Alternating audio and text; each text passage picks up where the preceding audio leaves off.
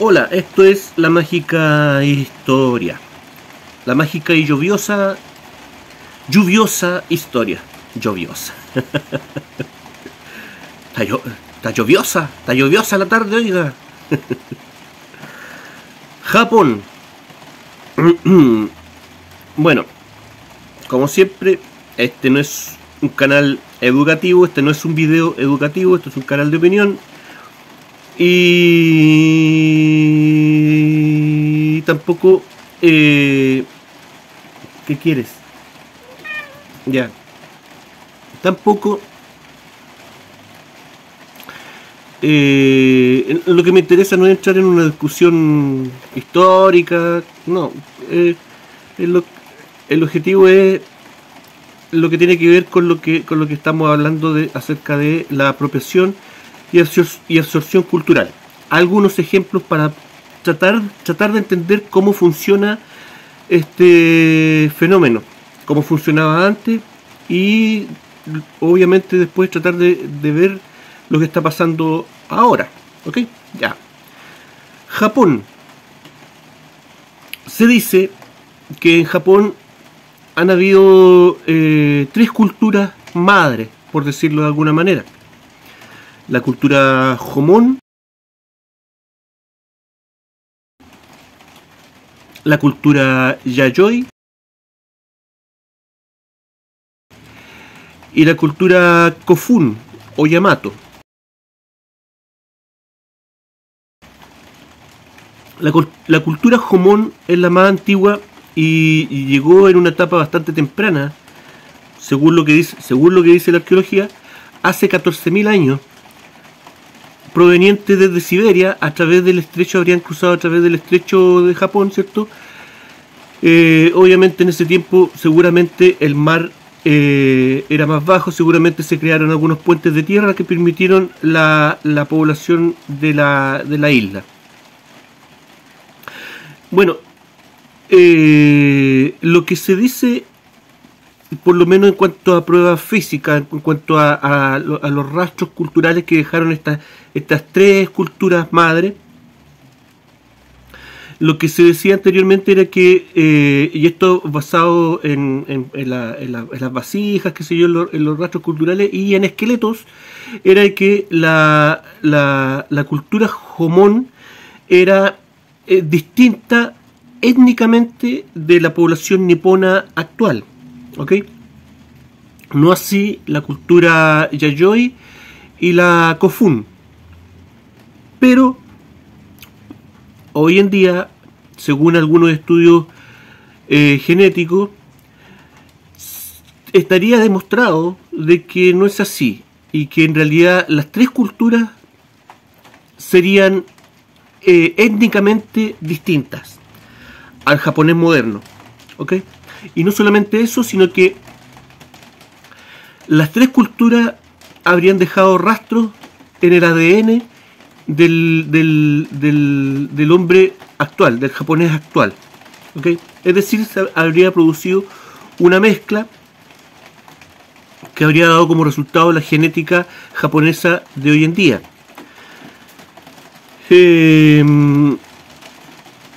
Esto no es muy popular en Japón, porque en Japón la población en general es muy orgullosa de su cultura, que es muy compleja, es una cultura muy compleja. Eso es lo otro, que probablemente, lo más probable es que no solamente la genética de estas 3 culturas madres se haya mezclado, sino que también su cultura, produciendo lo que hoy entendemos como la cultura japonesa de hoy en día.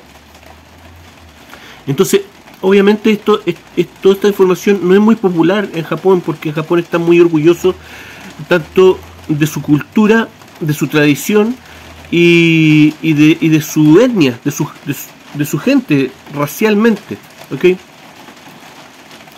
No es algo escondido de que la población japonesa tiende a ser racista.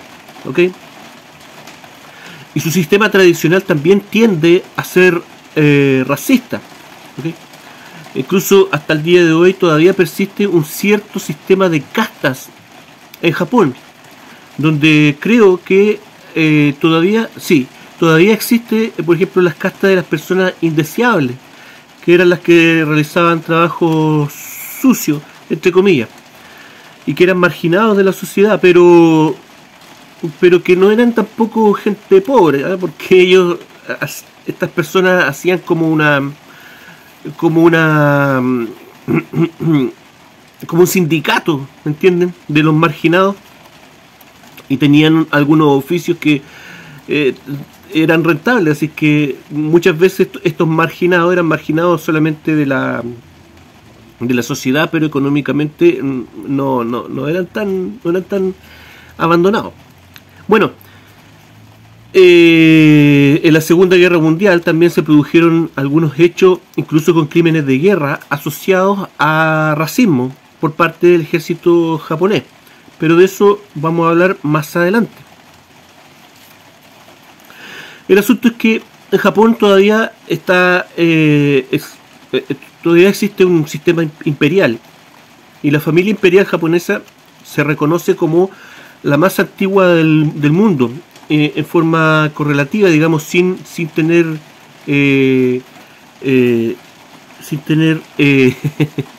lagunas entre medio, ¿okay? Pero aquí también hay mucho de mito, ¿okay? Porque se supone que la familia imperial actual provendría de una línea sanguínea alrededor de 600 y tanto antes de Cristo, ¿ok? Y eso no se condice con la arqueología, ¿ok? Porque la arqueología nos dice que en ese periodo aún se conservaban los rastros de la cultura Jomón, la primera cultura, ¿cierto?, que fue la más extendida en el tiempo y de la que menos se conoce, de la que menos rastros hay hoy en día. Eso es un concepto, una idea que yo quiero hacer énfasis en eso, de cómo una cultura milenaria, estamos hablando de más de 13.000 años en Japón, que dominaron durante más de 13.000 años, simplemente se fuma gracias a este proceso de la absorción y la apropiación cultural, ¿okay? A tal punto de que la cultura más importante, tal vez, hablando en cuanto a tiempo, en Japón nadie la conoce, ¿okay? Nadie la recuerda. Y sería absolutamente desconocida, a no ser, y esto incluyendo a los otros ejemplos que hemos dado antes, a no ser por el trabajo de la arqueología, ¿okay? Bueno, la arqueología dice que esta historia imperial japonesa no cuadra, ¿cierto? Porque en ese periodo de tiempo, 600 y tanto antes de Cristo, recién está la decadencia, ¿cierto?, terminando la decadencia de la cultura Jomón, ¿cierto?, y comenzando a emerger la cultura Yayoi, ¿eh?, que habría llegado proveniente de Corea, ¿eh?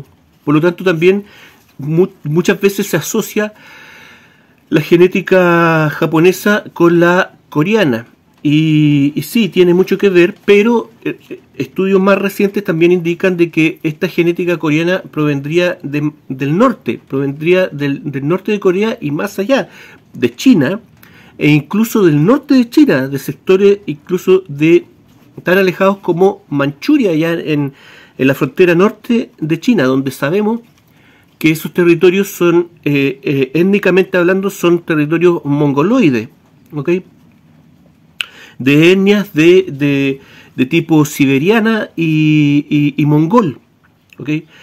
Por lo tanto, rastros de esta gente también estarían presentes en la genética japonesa. Sería toda una mezcla ahí de diferentes oleadas de inmigración que habría llegado a la isla, y creo que la cultura japonesa, tan intrincada, tan detallista y como un montón de cosas y de tradiciones para todo, también sería una muestra de esta amalgama de culturas y gentes que llegaron a este territorio. distintas culturas, distintas etnias, distintas razas que llegaron a Japón y terminaron por generar toda esta cultura que es tan especial y aislada por su carácter insular. Bueno,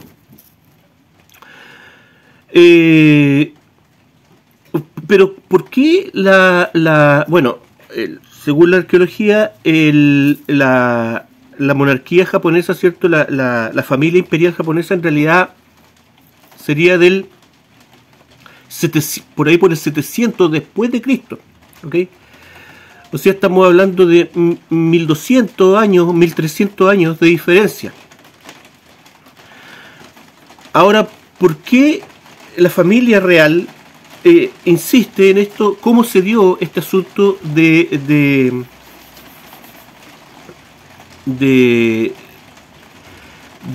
acceder a un periodo de tiempo tan atrás como para mostrarlo como el inicio de perdón, de su dinastía? Bueno, voy a colocar un video cortito, pero está bueno porque creo que nos da una idea de cómo sucedió este asunto. Así que vamos con el video. Hereupon, regretting the errors in the old words and wishing to correct the misstatements in the former chronicles, Her Highness Empress Regnant Genmei, on the 18th day of the 9th moon of the 4th year of Wado, commanded me, Yasumaro, to select and record the old words and dutifully to lift them up to her. I, Yasumaro, with true trembling and true fear, bow my head, bow my head. Court Noble Futo no Yasumaro, Upper Division 1st Class 5th Rank 5th Order of Merit, paused in his writing, shifted his knees ever so slightly to render his kneeling position a little more comfortable, dipped his fine brush into the pitch-black ink, and started his great endeavour, a work to last for all time. Yasumaro went on to render the fables, legends, and vaguely understood myth of ancient times as fact, creating a divine fable to legitimize and deify the rule of his very human imperial masters, and the right of his people, the Yamato, to dominate all the other tribes and peoples of the land we now know as Japan.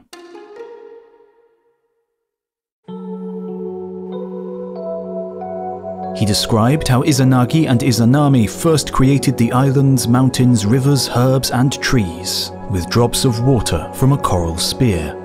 Then they begat the Lord of the Universe, the Sun Goddess Amaterasu, the greatest of their divine children. She sent her grandson, Ninigi no Mikado, to Earth as the first ruler of the land. But it was not only Ninigi who descended to Earth. His father, Susanoo, god of storms, uncouth and brash, was banished from heaven for his foul and evil behavior. While Susanoo's people conquered and flourished in Izumo in the west of the island of Honshu, Ninigi's people also prospered and multiplied in the south. Within 3 generations they had grown powerful enough to thrust north to central Honshu, battling foes to establish a new power base. Its names were myriad, but most know it as Yamatai. Yamatai was ruled over by an emperor, Jimmu, the first of a line that was to last forever. Of course, it was probably not quite as Yasumaro told it. For Yasumaro to serve a deity, the imperial line required divine blood, and so Yasumaro wove the myriad myths of the Yamato people into a solid story, and in doing so discovered a royal lineage that stretched back to the sun herself. The Amaterasu of his story was probably based upon the legendary great 3rd century shaman queen Himiko. Susanoo, her brother, and his fight with her may have represented a royal disagreement as much as a heavenly battle. His was a work of propaganda, akin to the Roman Aeneid, which wove together vaguely remembered myth, heroic legend, and outright fabrications to legitimize the rule of Augustus Caesar in Rome, or the secret history of the Mongols, which did the same for Genghis Khan.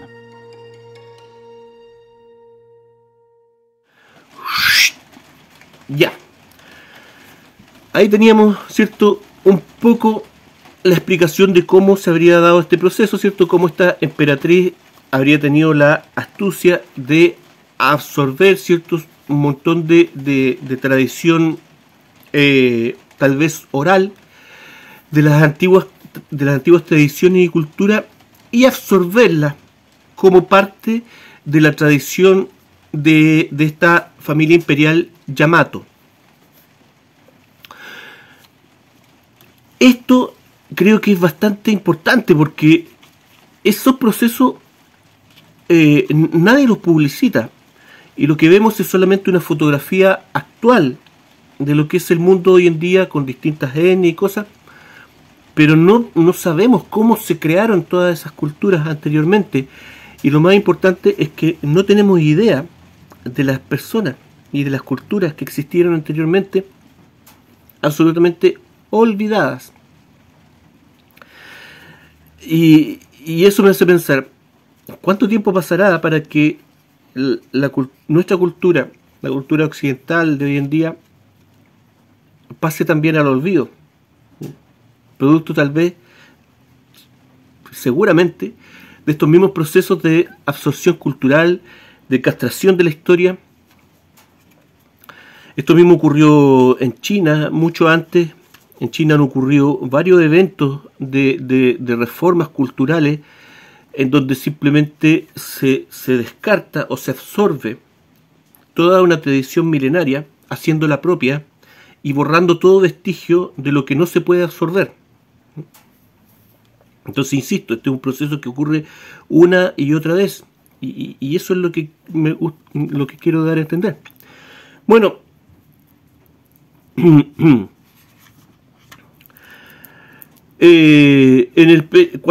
el periodo, cuando se inicia, ¿cierto?, el periodo Yamato, en el 700, en la primera mitad del 700 después de Cristo, creando, digamos, la sociedad japonesa actual, aún quedaban en la isla rastros de etnias de otras etnias y otras culturas, sobre todo en el norte.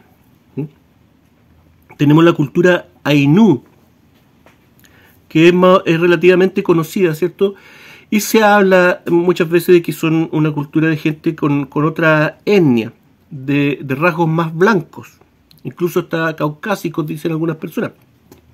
No sé si tan así, porque, bueno, hoy en día es muy difícil saber cómo eran los Ainu originales, porque hay mucha mezcla, han sido absorbidos étnicamente por los japoneses, y de repente aparece una que otra fotografía de algún Ainu que muestra rasgos, cierto, alelos seguramente recesivos, con características de una persona más blanca.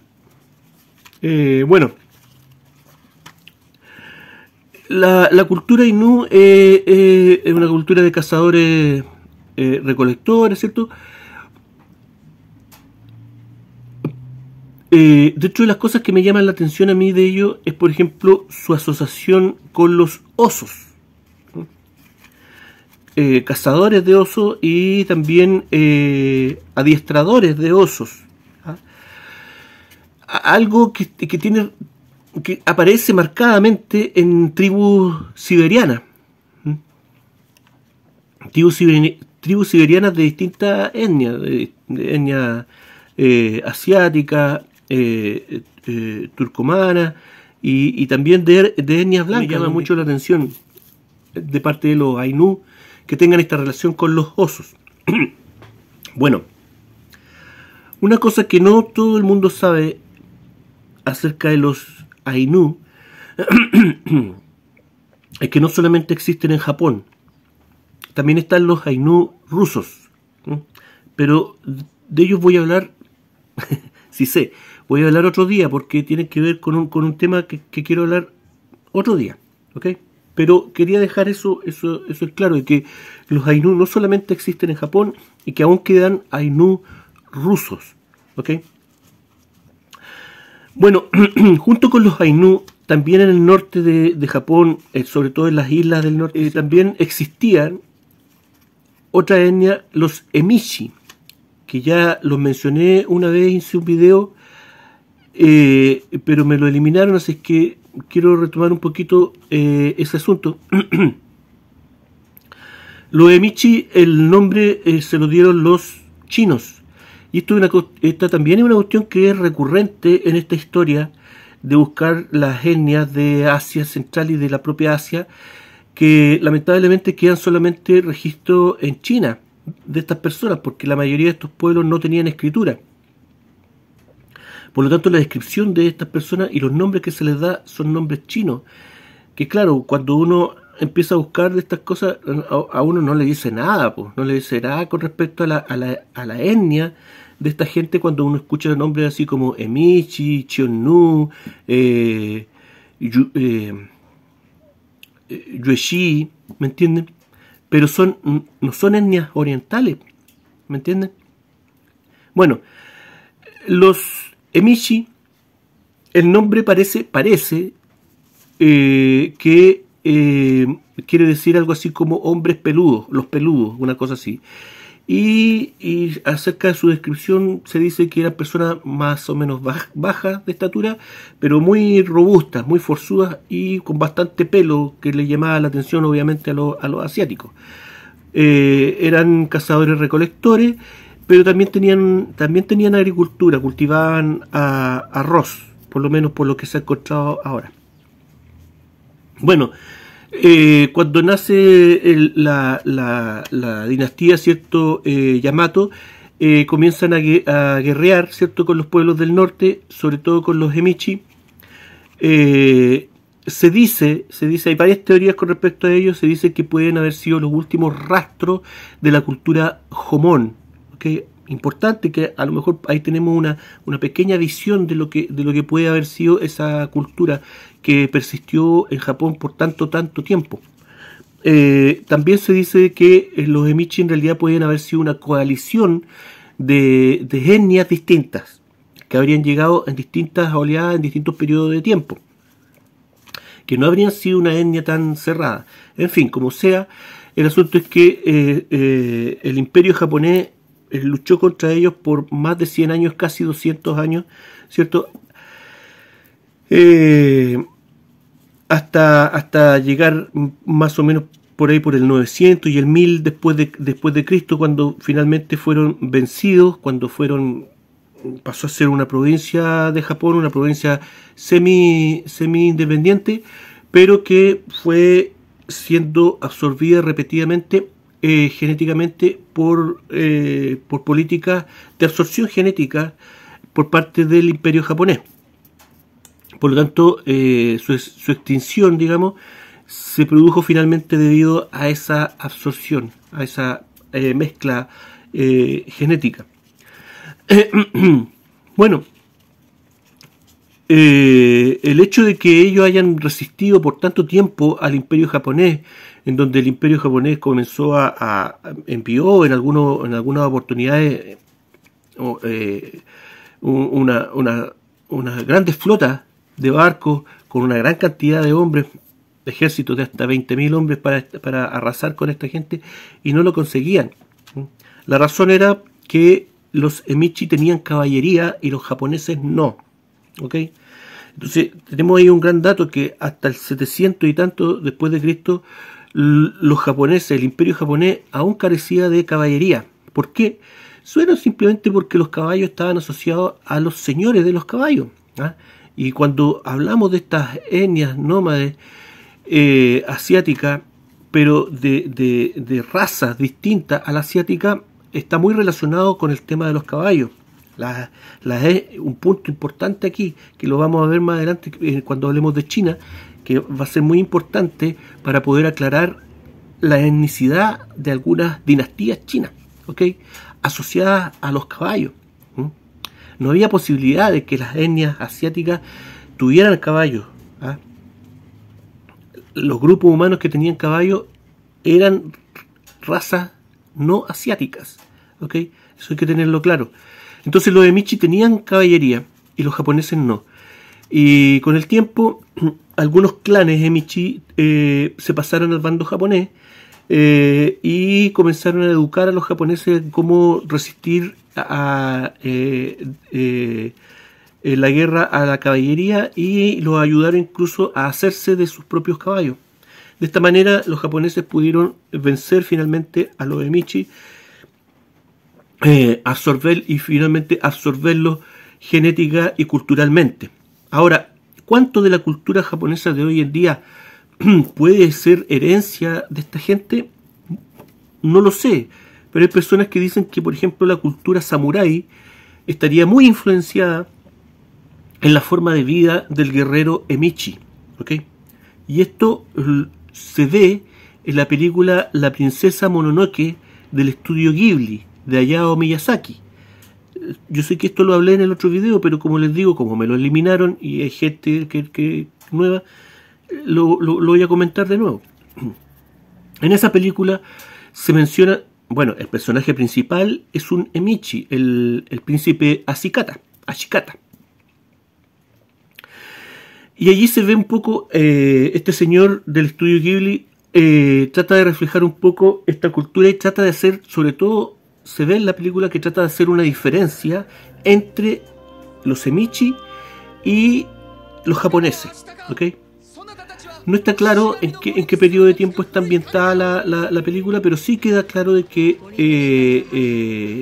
en el periodo de tiempo que haya sido, era ya cuando los Emichi estaban desapareciendo. Que eso queda claro en un diálogo donde ellos dicen estamos desapareciendo, que somos los últimos, ¿cierto? Las últimas aldeas, y más encima tenían ahí un problema.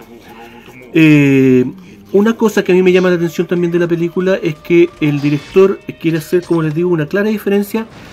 Cuando el personaje principal llega a otros pueblos, inmediatamente lo identifican como una persona distinta, un extranjero, obviamente por su etnicidad, algo que en los dibujos no queda claro, porque los dibujos son todos iguales, se ven todos iguales, ¿me entienden? Pero cuando está en el poblado sí se ve que la gente del poblado son gente muy barbona, qué sé yo, y los dibuja como así medio maceteados, así como tienen que haber sido.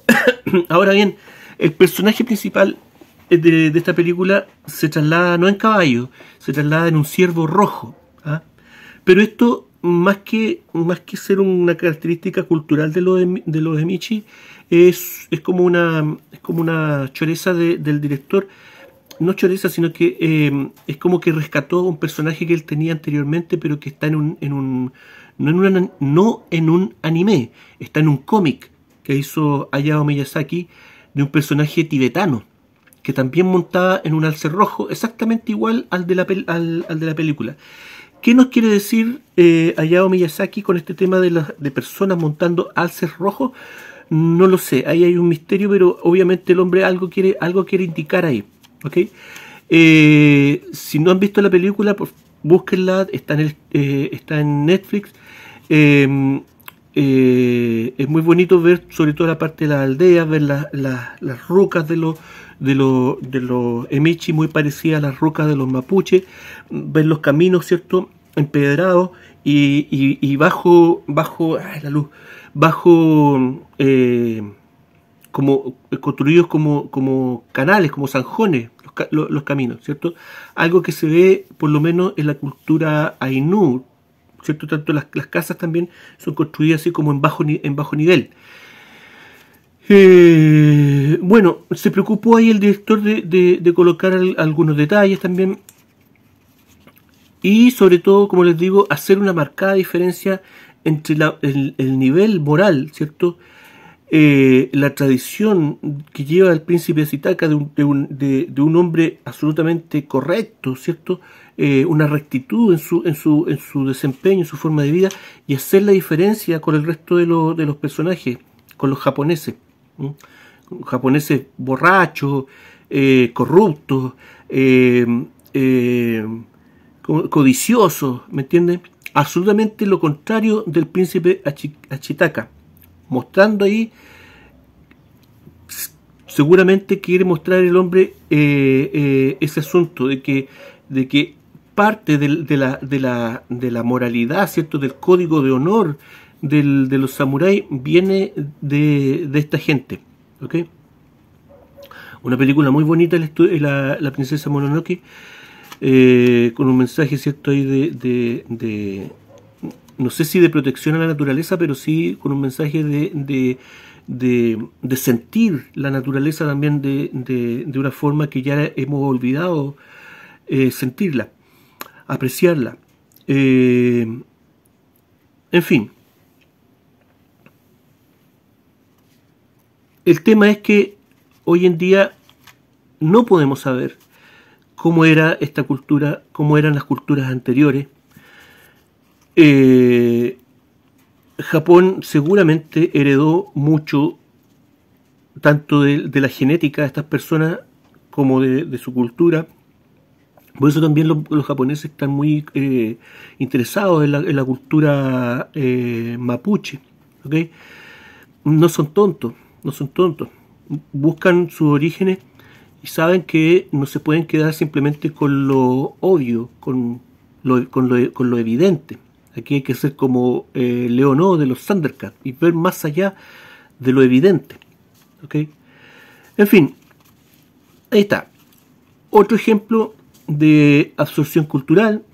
Como les digo, estoy abierto a que me corrijan cualquier error y que me dejen cualquier aporte. Pero como les digo, no es mi intención entrar en una discusión histórica, rígida. Mi intención es solamente mostrar estos ejemplos como ejemplos de absorción y apropiación cultural. ¿Ok? Un fenómeno, insisto, que ha existido repetidamente y pero que en los tiempos modernos ha ocurrido a un nivel tal vez como nunca antes lo habíamos visto antes. Excelente. Y nada, estamos tal vez esperando y sufriendo este fenómeno nosotros mismos hoy en día y ni siquiera nos damos cuenta. Vamos a seguir en el camino, vamos a seguir hablando de este concepto, vamos a seguir hablando de estas ideas racistas, ¿cierto? Para tratar de entender si la idea de racismo que tenemos hoy en día es realmente una idea adecuada desde el punto de vista de que si realmente es una idea útil para el ser humano en general, o estas ideas de racismo de hoy en día son ideas útiles para ciertos sectores, son ideas convenientes para ciertas élites, para justificar muchas cosas que se están haciendo hoy en día. Vamos a tratar de verlo, voy a tratar de hacerme explicar, algo que me resulta cada vez más difícil. Así que sigamos avanzando en este camino del exterminio del ser humano. Gracias. Esto fue La Mágica Historia. Que estén todos bien. Cuídense. Chao.